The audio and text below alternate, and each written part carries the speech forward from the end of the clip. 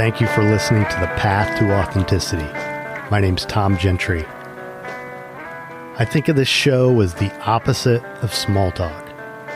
You'll hear real conversations with real people who know who they are. We talk about what makes them who they are, how they became who they are, and how we might become truer expressions of who we are. My name is Michael Damioli, and this is The Path to Authenticity.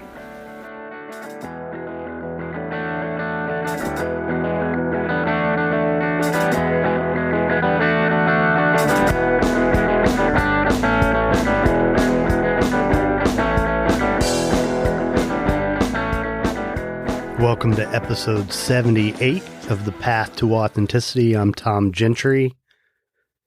If this is your first time here, thanks for checking it out. If not, thanks for coming back. Episode 78. It's hard to believe. Back in episode 43, I featured an artist named Heather Sundquist Hall, who's a painter in Austin, Texas. And one of the things that I've had in the works since then is I asked Heather to do a painting to depict the path to authenticity, how she envisions it. And if you haven't seen her art, she has this very whimsical, playful style that I love. So she sent me a working drawing of, I guess she's got a couple concepts and she's going to be sending another one, but I asked her to do it. We're going to collaborate on this to commemorate the 100th episode, which is right around the corner at this point. Got 22 to go, which is really hard for me to believe. But I'll put a link in the show notes for that episode and also Heather's website. Check it out. I'm really excited about that project. But this episode features a conversation with a friend and colleague out in Denver named Mike Damioli. He's a licensed clinical social worker and recently opened a program out there, and he talks about that, what it is, why he did it. And we had a pretty good conversation. I think it's an important conversation, especially pertaining to addiction treatment and the options that exist for people. So anyway, I hope you enjoy it. Michael Damioli.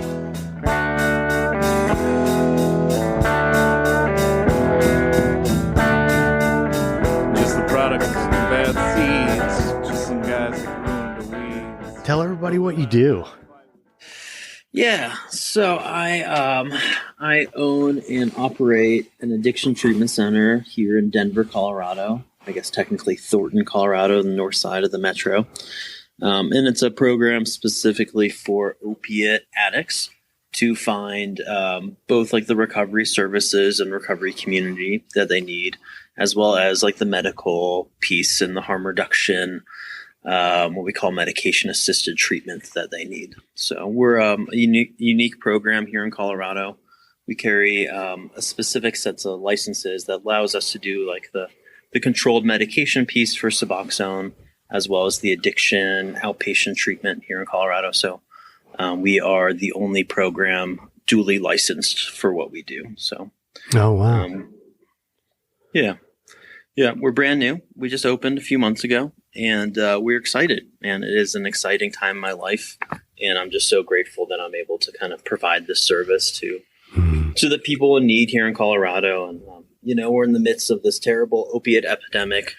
It's odd times. We're in the midst of an opiate epidemic as well as a global pandemic. Yeah. But it's a service that's really needed and something that I'm really passionate about. Yeah. So, but you've also done this type of work for a while, right?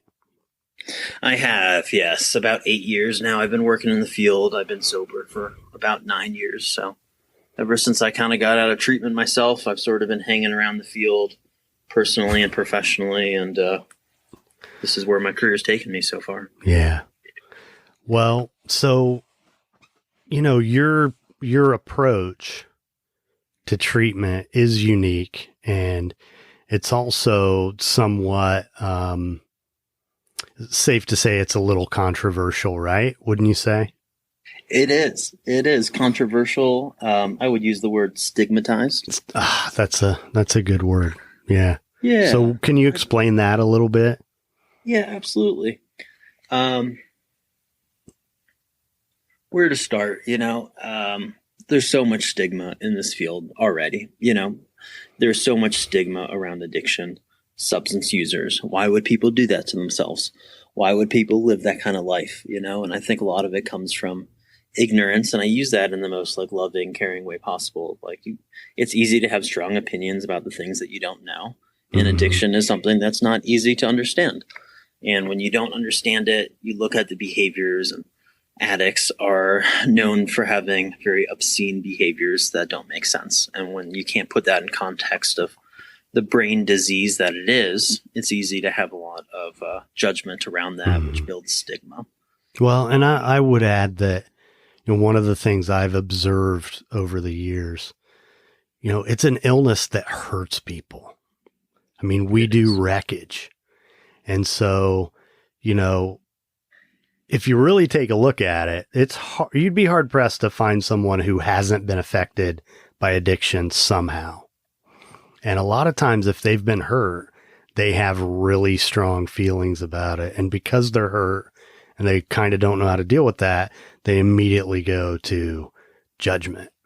Absolutely. He's a terrible human being. I can't believe he did that to our father or whatever. It's a painful thing. And and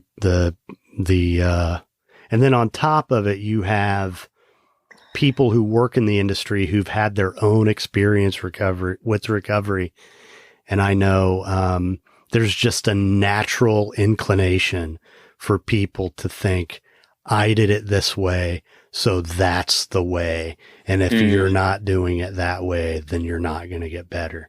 And that's just kind of absurd, It is. And it's human nature. And even a lot of us work in the field are highly educated, and we spend our careers focusing on these things.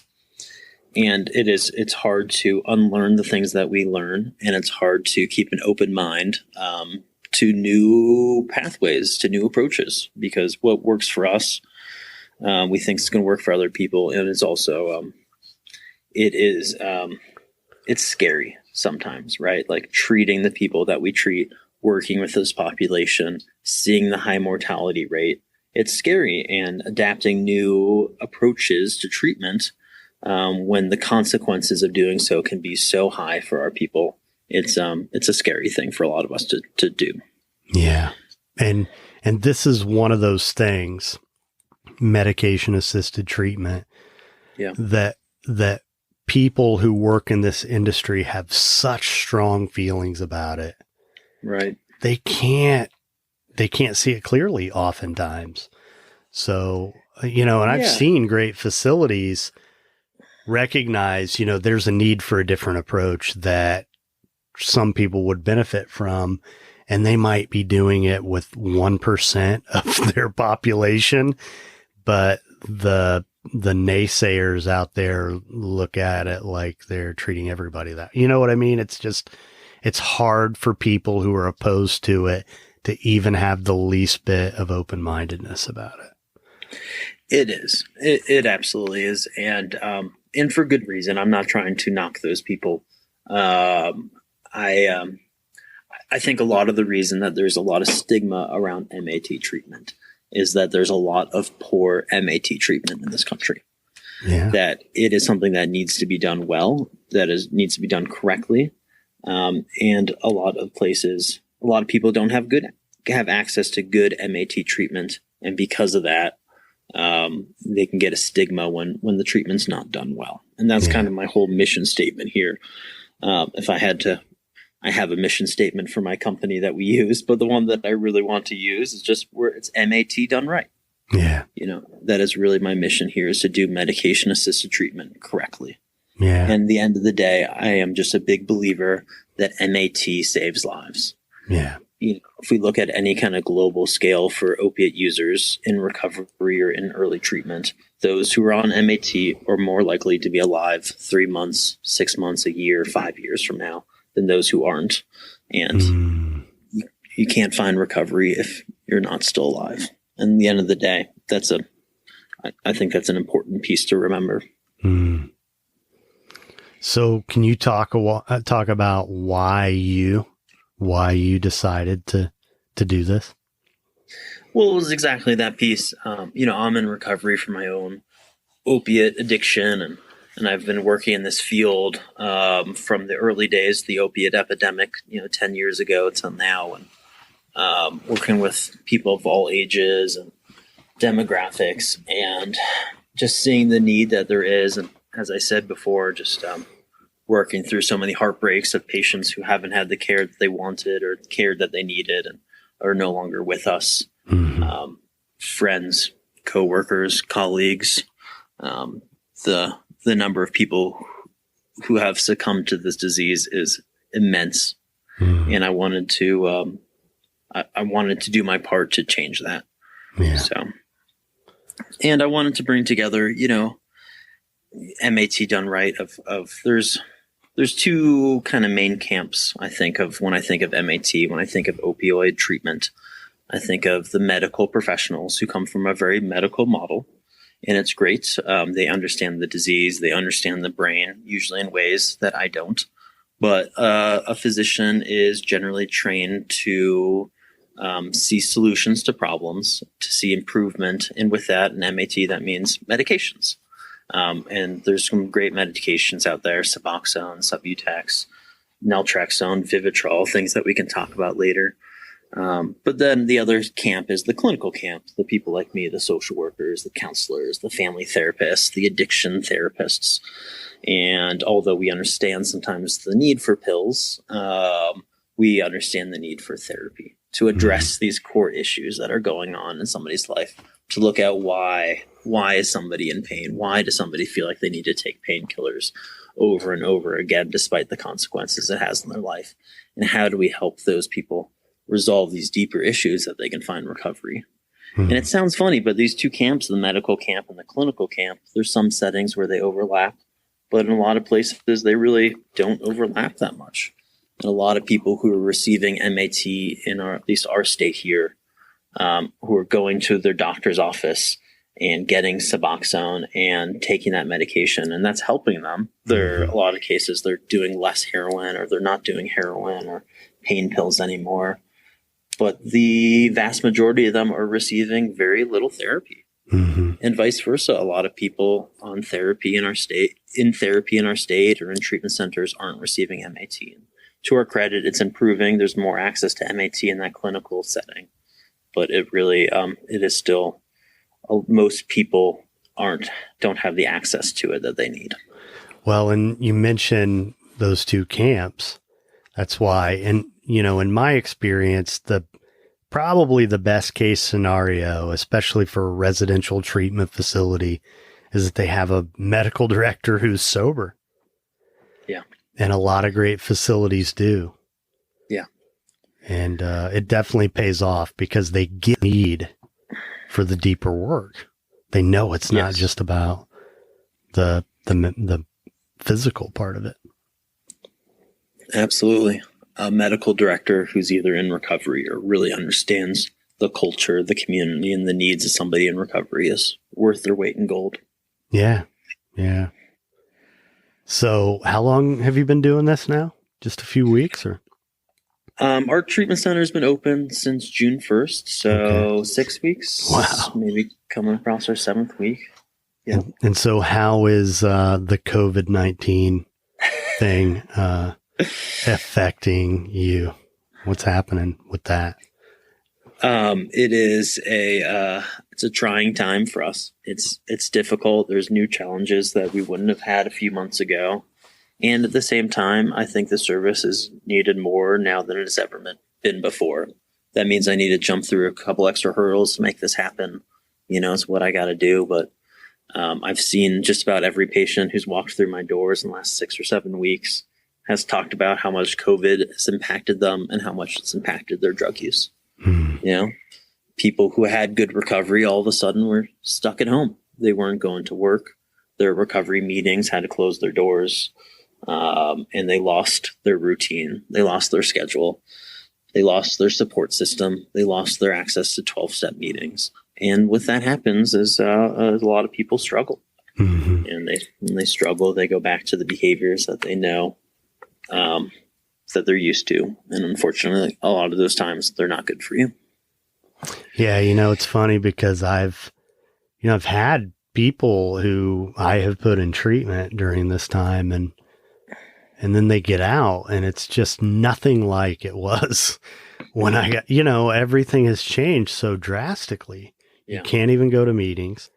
What do you do if you don't have a laptop or a phone and you can't do Zoom? I mean, I think in some ways, like someone like you or I, who's established in recovery and has a routine and has a good support system, we're able to adapt pretty easily and just kind of pivot and do things a little bit differently. But if you're just figuring it out, man, it's got to be really hard. And then what worries me more is that if they get complacent right out of treatment because all those resources aren't available, then when they become available, they're going to feel like they don't need that support, and it's going to lead to a relapse.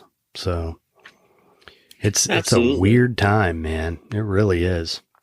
It is. And, I think of everyone too who was able to function, able to manage. And there's so much secrecy. There's so much, shame, stigma that goes with this that, most people try to hide their addiction. Most people try to keep their addiction going to the best of their ability because they're so terrified of change, rightfully so.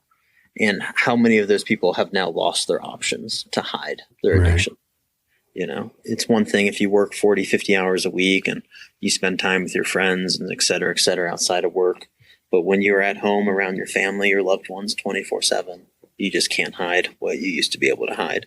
Yeah. And hopefully, maybe that's the blessing, is that those people will then also find treatment and recovery sooner than they would have if they were allowed to continue their lifestyles. I'd like to think that has happened to some degree.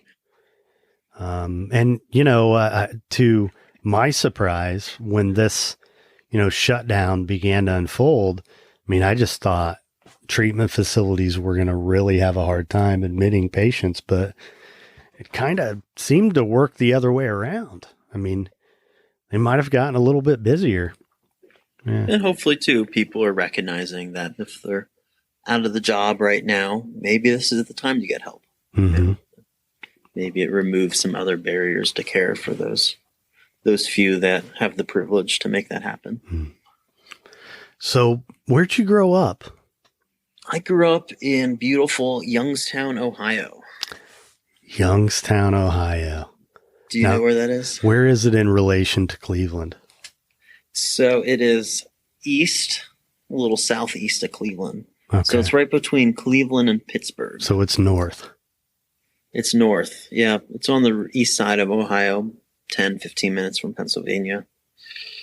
And then when'd you leave there? So I left there. I came to CU Boulder for college. I was in a phase of my life where I wanted to get as far away from Ohio as I could.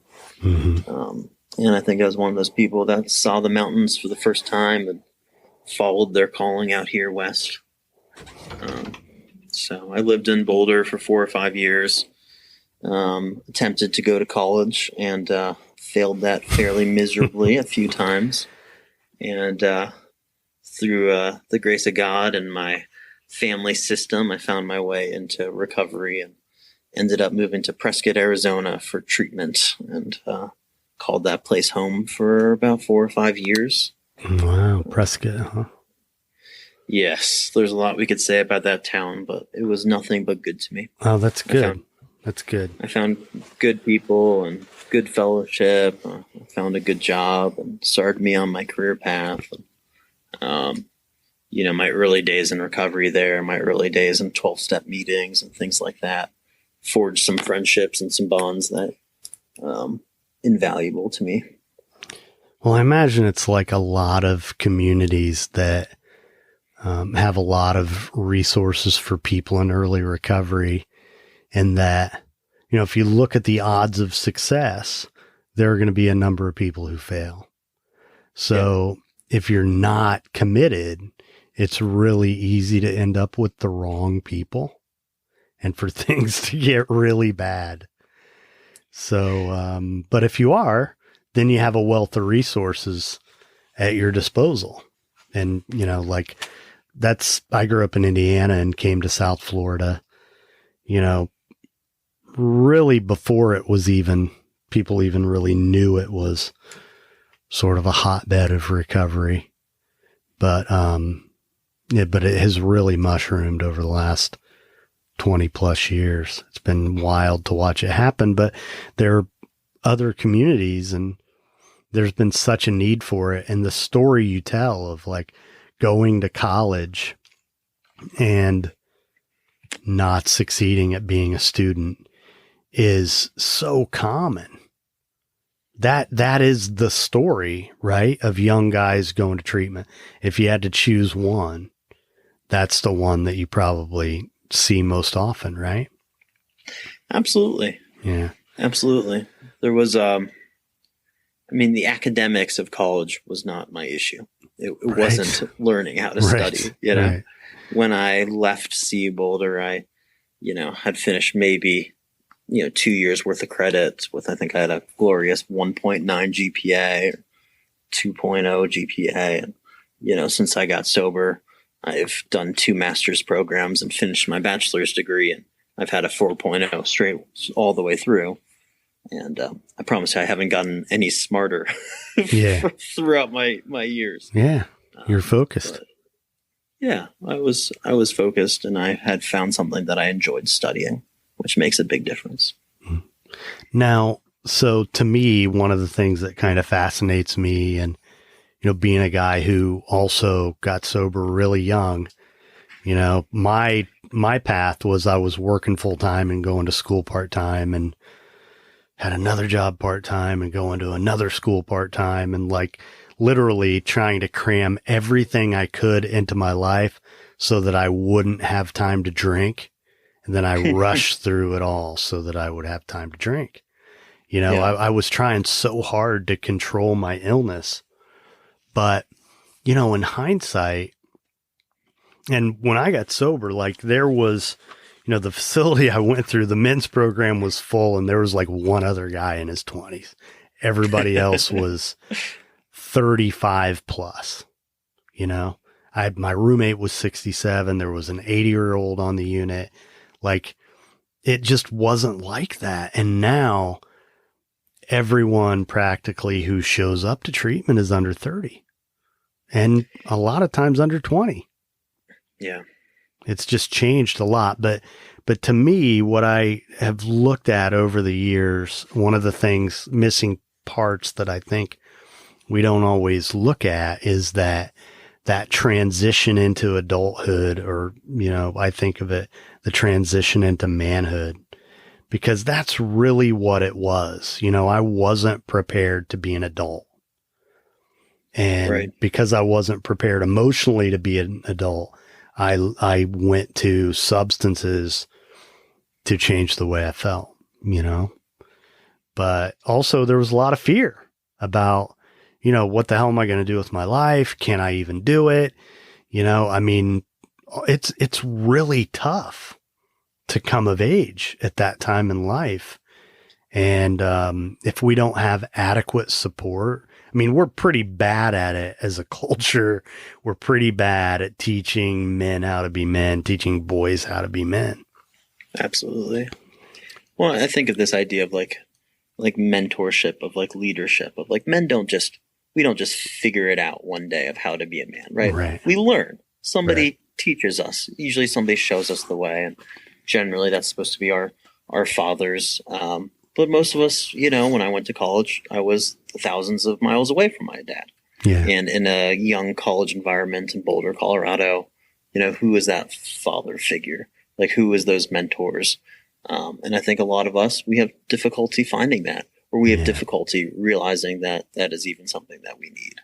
Yeah. But in recovery, I definitely found that. I found that very quickly in recovery through my sponsor and, old timers in the meetings and those sorts of influential figures in my life. When I got sober in Arizona, I found my sponsor, and he was a young person, and that was important to me. I wanted to find a young person who seemed to be enjoying their life, somebody that seemed to be happy, because I wasn't sure if I could do that and be sober. Right. And I found that person, and he was extremely influential, and he's still one of my closest supports. But I also found this group of old Korean War veterans who were so good to me. Yeah. And they taught me so many life lessons that somebody my age or my generation couldn't. Right. And I'm so grateful for that. Well, and, I think this is one of the real advantages we have as people in recovery, because the way our society is sort of put together, it's not easy to get that. And if you aren't in a healthy family system, if there aren't good male role models in your life, where do you go?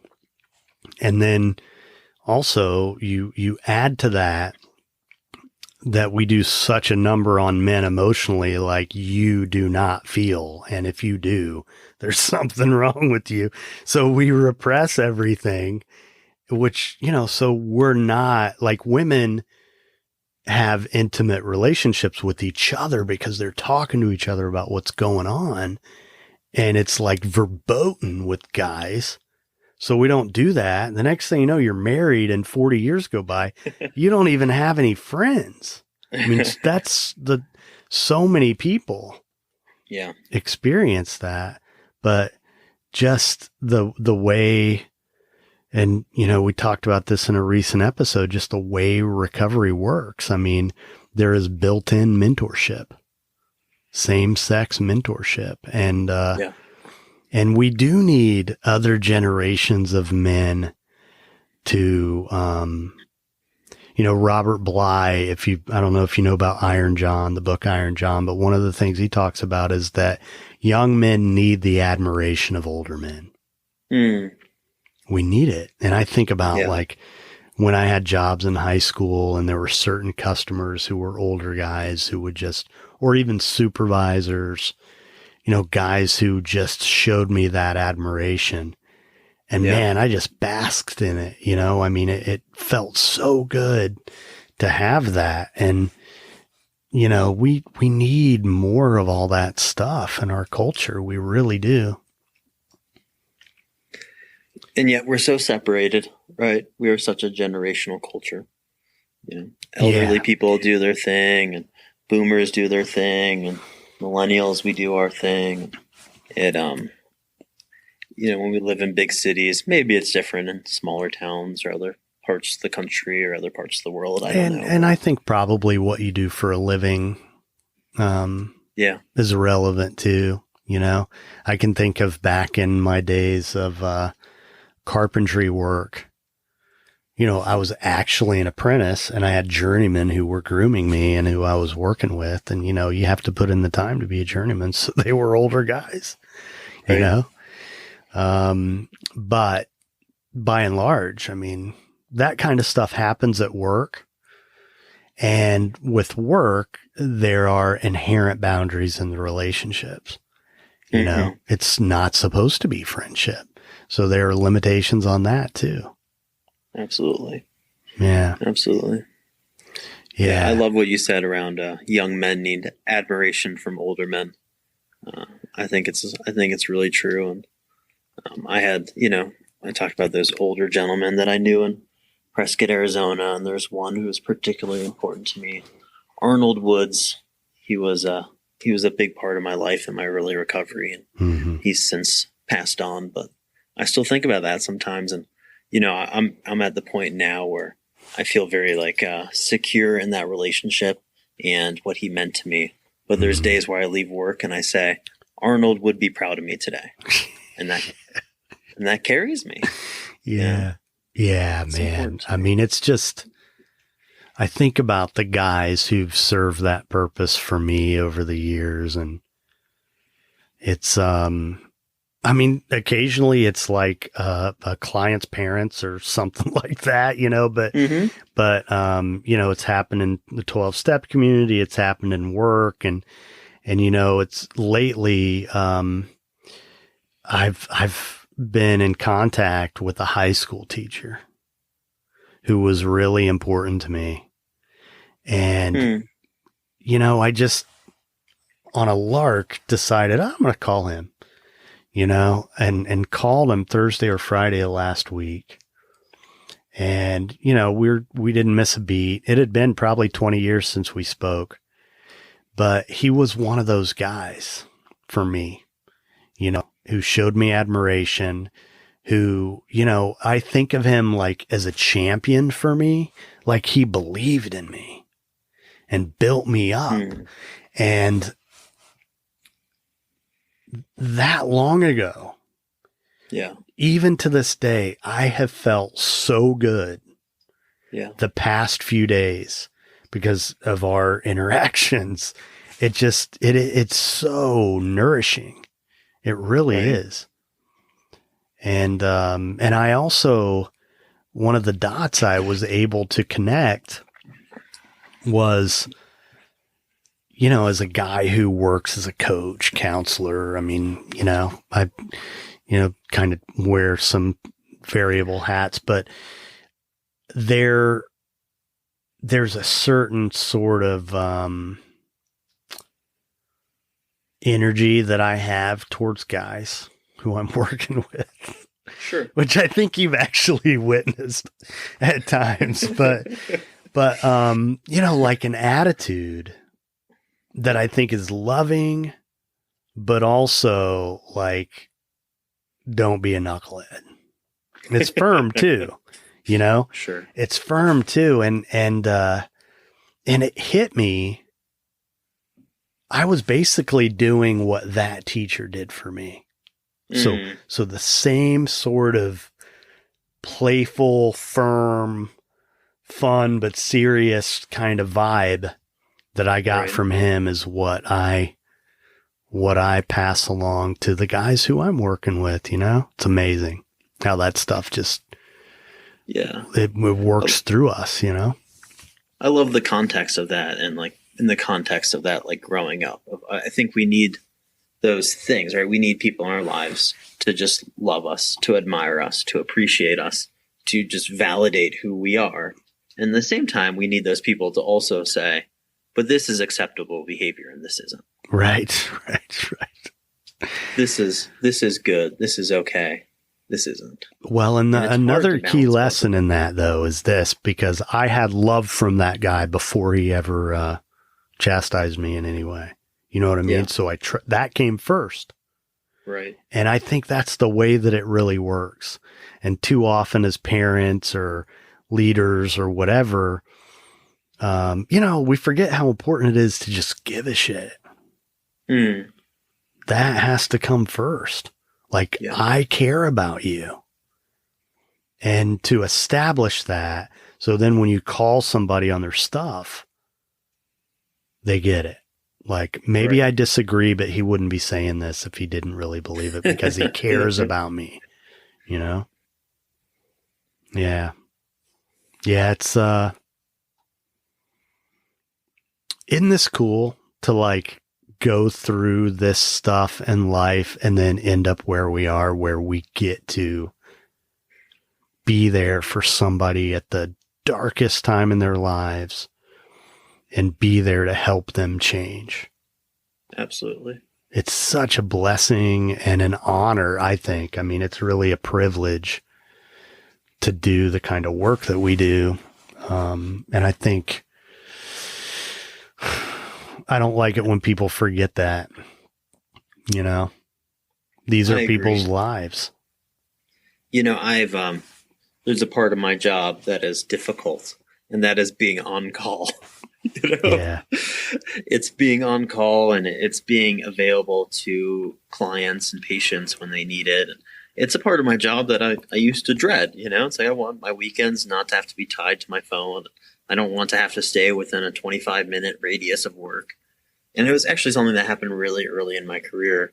This this gentleman had an episode, and he ended up, cutting his arm and things like that. And he went to the emergency room, and, I got to meet him there and spent the night with him when I was on call. And it was sort of like I reframed it then of this blessing of like I got the privilege of being there with this guy on probably one of the darkest days of his life. Mm-hmm.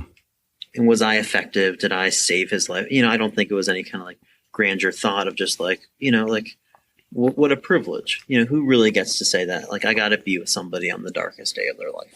And I got to shed just a little bit of light, a little bit of hope. I got to just love on them when they needed it the most. Yeah. That's a special thing. Yeah. When you were a kid, what did you see yourself doing? I always kind of knew I would work in healthcare somewhere. It's kind of the family trade. My dad's a pharmacist. My mom's a nurse. I had a grandfather that was a pediatrician. My brother grew up to be a paramedic. My dad owned a healthcare company, and I always kind of assumed I'd work somewhere in healthcare or on the business end of healthcare. What that exactly was, I don't know, and I struggled with that for a long time because I'm not somebody that does well doing the same thing day in and day out.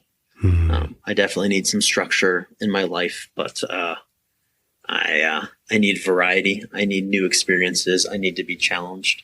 Mm-hmm. And I was very fearful for a long time of being stuck in a job that was rote and routine. Mm-hmm. And I jokingly say now that I never have a boring day at work. There's always something new going on. There's always a new challenge. There's always new people. There's always something new happening at work. Never a boring day. Well, and when it's your business, I mean, it could be anything. So it's not like, it's not mundane. Yeah. It is not mundane. That is very true. Hmm. So what other kinds of, where do you see yourself going with this business? Do you have, a plan for next steps, or what do you envision? I have plans, and I also have dreams and hopes and aspirations. To be honest, I'm trying to focus on the day to day right now and iron out our policies and our procedures and our processes and make things flow around here. But I just really believe in this model, and I believe that people need this, that they need really good medical care and access to, these medications that reduce cravings and, increase somebody's life expectancy, and that they also need this deep therapy to resolve everything else that's going on. So, my hope is that as time goes on, that we'll be able to expand. We're just an outpatient program, which means, our patients have to drive to come see us. So I'd like to make it accessible to everyone in Denver, and maybe one day have other offices. That way people on the south side of town or people in Colorado Springs can get access to this. And if it's, if this is as effective as I hope it is, and if the community sees it to be as needed as I think, hopefully we can expand and get more and more people access to it. I think the potential of that could be huge from a business perspective of just spreading and giving access to this kind of service. So what's been the most difficult part of this process for you? Oh man, there's been so many challenges that I never expected. And because, the context of this is you left the 9-to-5 to start your own business, right? I left a 9-to-5, and I had a small private practice, and I was doing well for myself. And as a clinical social worker, I know I was doing a lot better than the industry standard social worker was doing.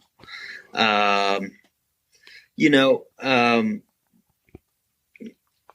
been very focused on remembering and recognizing that this is a marathon that I'm running and not a sprint. It is not a sprint to get a full census. That this is going to be a journey that takes years and years. So I've been focusing a lot on getting 8 hours of sleep at night. I've been focusing a lot on getting my exercise in 4 or 5 days a week. I've been focusing a lot on spending time with people. that I love, that I care about, that I can have conversations like this. Because if I lose focus on all that, I just know I'm not going to be able to sustain the workload, the focus that I need for long term. And also, as we're a lean startup here, and I'm providing 90% of the clinical work. I want to be able to show up for my clients and fulfill the mission that I have, which is to do really good care for them. Mm-hmm. That's great. Ultimately, if we don't take care of ourselves, we can't help anyone else. That's what I preach to my clients, and it's not something I've always done the best job practicing in my personal life, but it is something I strive to do. Absolutely. Mm. So you're liking it out in Colorado. That's the long-term plan. You're going to stick around out there? I love Colorado. It is. I like the people here. I like the culture. I like the atmosphere. I like the mountains. I've been lucky enough, even though I grew up in Youngstown, I was able to get my family to move out here as well. So my brother and his wife moved a few years ago. Oh, wow. My parents just moved a couple years ago. So it very much feels like home for me now. That's great. Yeah. Yeah. I mean, it's tough to be somewhere when you don't have any family around. I've been there. It makes everything a little bit harder, It does. And definitely as I've gotten older, I've recognized more my appreciation for my family, how much I value them, and how much they help and support me. So what do you have to say to the guy out there who can't quit getting high? Oof. What do I say to them? I think what I always want to tell people, and I don't know if I always express this well, and it's an odd thing to tell somebody you don't know, but that I care about them. Yeah. That there's people out there, maybe they know them, maybe they don't, but that they are cared for, and that there's places that they can go and they can be loved and appreciated and get support. Because I think when you're just out there and you feel like the only one. You might have friends that you use with, you might have family, but you feel so alone and you feel so isolated. And, like those old timers loved on me when I was getting sober. I just want people to know that they have those that those supports and those love, it's out there for them. Yeah. And with that, kind of like we said before, it's like, that there's other ways to live. Right. Like the behavior that they're doing, they don't need to do that. And it's so terrifying. You find something that you think works for you in life, and for a lot of us, that's the drugs and that's the alcohol. It's the opiates. And you do that for long enough to the point where it's no longer working. But the idea of finding a different way to live your life is so scary. Well, and you touched on before, when you mentioned getting a sponsor who was young and having fun, and, one of my sisters 12-stepped me, and she was sober about a year at the time. I drank with her, so, she wanted to see her little brother have a better life. She didn't want to watch me die. But also she experienced enough of recovery to know how happy you could be. And really that's what I got from her, is you can be so much happier. Yeah. If you stop. And that was the first time I ever even thought that was possible. Like I wasn't totally bought in, but she opened my mind to it a little bit. But then one of the key things that happened when I got to treatment is there were all these guys working there who, like, I think, man, like, he's pretty cool. Like, he's really funny. Like, I could see myself hanging out with a guy like that. Yeah. And before that, I could never see myself hanging out with somebody who didn't drink. I mean, it just seemed so, there's no way I would have. So isn't it funny, right? It's like the people in recovery are the same people that we used to party with. Yeah. They're not different people. their lives are just a little bit more together. They're Yeah. drinking less, but They're cool better people, at this point, because they've changed. Yeah. But, I mean, they're the same. I mean, I was on the phone with the client right before I got on here, and, he's navigating his relationship with alcohol. I don't know Right. if he has the illness or not. He might not. And, one of the things I said to him is, I enjoyed myself. Like, I'm not invested in you having an alcohol problem and needing to stop drinking. Like, if I could drink all the time, I would. That's now I also, Okay. like, I recently had a guest who she stopped drinking, not because she had a problem with alcohol, but because she wanted to have a deeper, more meaningful quality of life. Yeah. And that's the best part to me of recovery, is that everything's so much better. So although, I enjoyed myself, and there's part of me that liked that culture of getting out, mixing it up, going to concerts, being at a bar, all that stuff, I still would not trade it. There's no way I would trade what I have for that. I mean, it's just too good, It is. It really is. It affects everything. And I wish there was some easy way to show that to somebody the day they're getting sober or the day that they're thinking about it.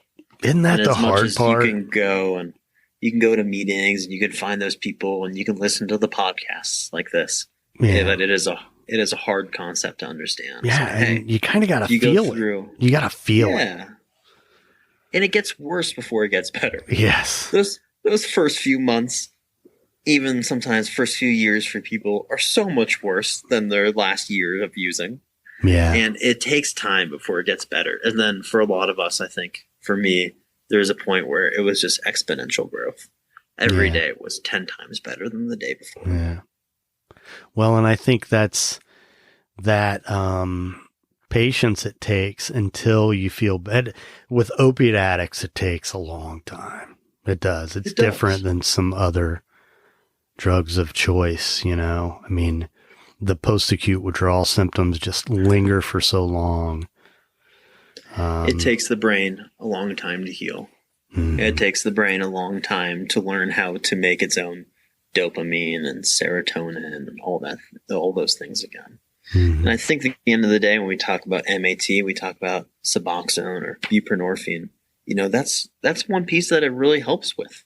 It really allows the brain to maintain some level of homeostasis in early recovery. It reduces those cravings. My cravings, my first year of recovery, were terrible. Yeah. I mean, it was painful. It hurt on a physical level for months and months and months. Yeah. And we expect somebody to endure that and go through the therapy work that they need to resolve these issues in their life. We expect them to endure that and make it to meetings, to get out of bed in the morning, to tell their wife that they love them, to show up for their children. Of course not. Of course they're going to return to the opiate use because it is so much easier than enduring that pain and not being able to understand what the benefit is of long-term recovery. Yeah, I mean, there's hopelessness. It feels hopeless. Hopeless, absolutely. It feels terrifying.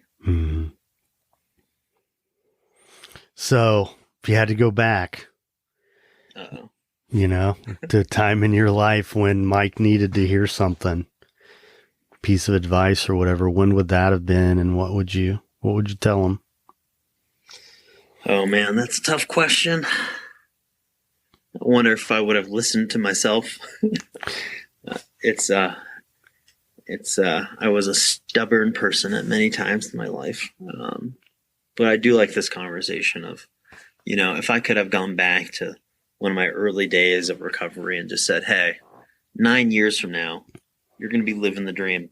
You're going to be owning your own business and you're going to be helping people. And, you're going to have friends that care about you and family members that love you. If I could just see all this, it would have made those early days so much easier just to know what the payout would be. Mm-hmm. Yeah, we get so we have blinders on. We get so locked into the here and now. On the one hand, we need to learn how to be in the moment and make the most of the moment.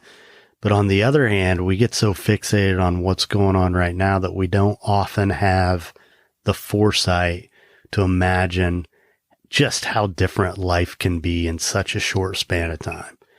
And, one of the things my first sponsor did with me was he made a God box for me. And, it was a cardboard box that he put together, almost like a piggy bank sort of thing. And he wrote the Serenity Prayer on the front of it, taped it all up, and then gave me a bunch of little slips of paper.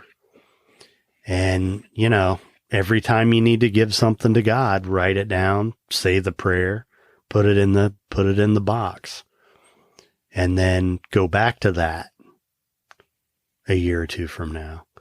And, the things that if we go through that practice and do that, the things that we write down end up being so trivial and so relatively meaningless compared to, it's amazing. We just lose sight of that stuff. Things become carry so much weight for us in the day to day that we just, our daily struggles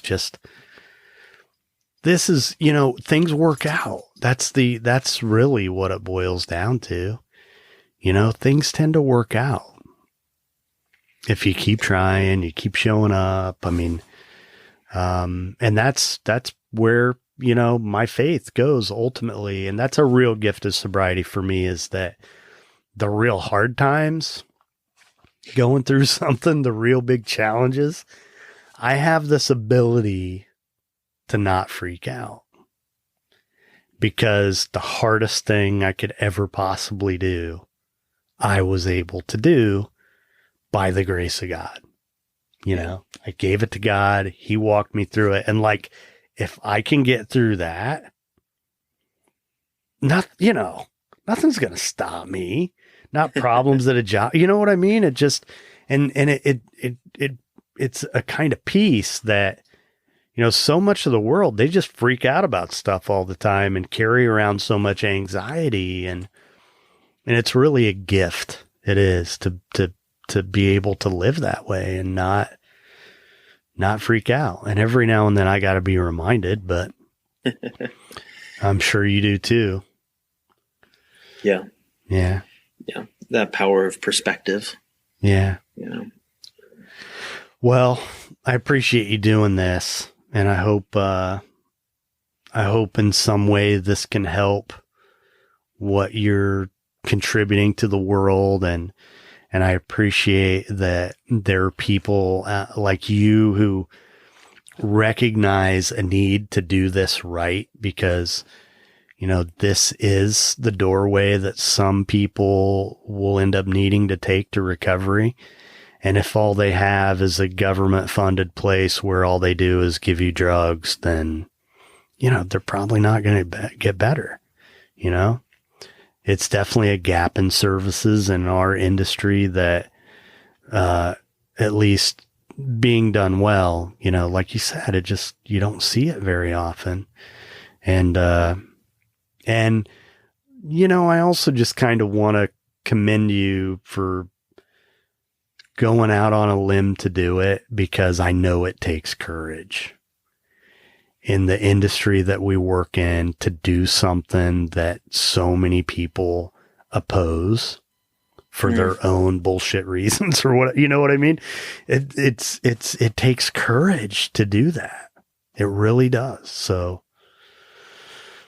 honor you for doing that. No, I appreciate you. Yeah. I appreciate that a lot.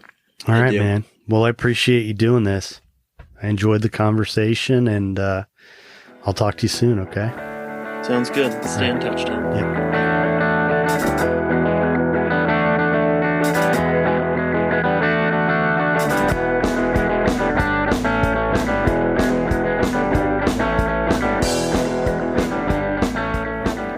All right, there you have it. Another episode in the books. Michael Damioli.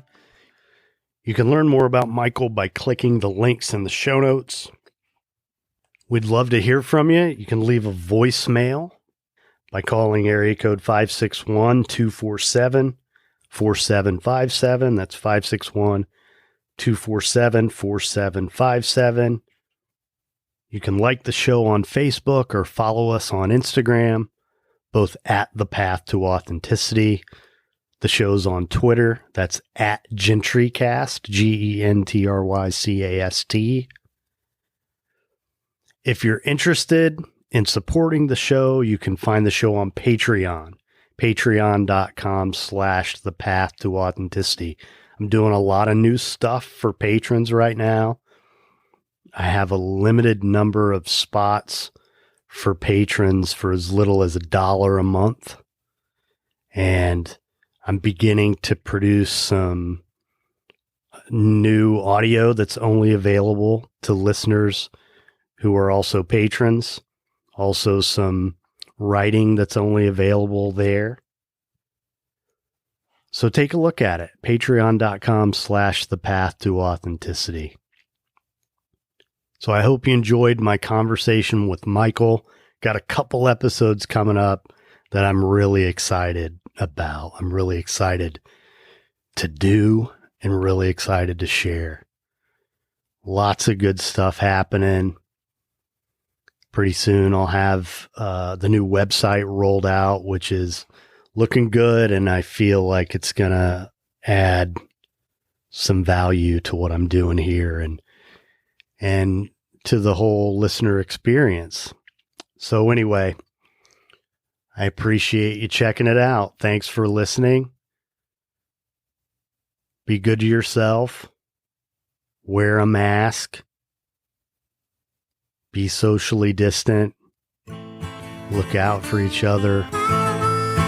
Be nice.